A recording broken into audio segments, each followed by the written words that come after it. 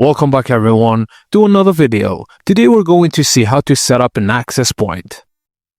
Firstly, before you connect your AP to the main router, you'll need to assign it a static IP address that's outside the router's DHCP range. For example, the main router IP is 10.168.3.254 and the DHCP range is 10.168.3 and 100.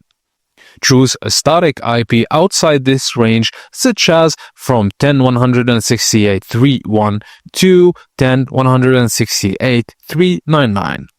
In your AP's admin panel, go to Network Settings, then change the IP address to your chosen static IP, then disable DHCP on the AP and save and reboot the device. This ensures that your main router continues to handle all IP assignments without conflict.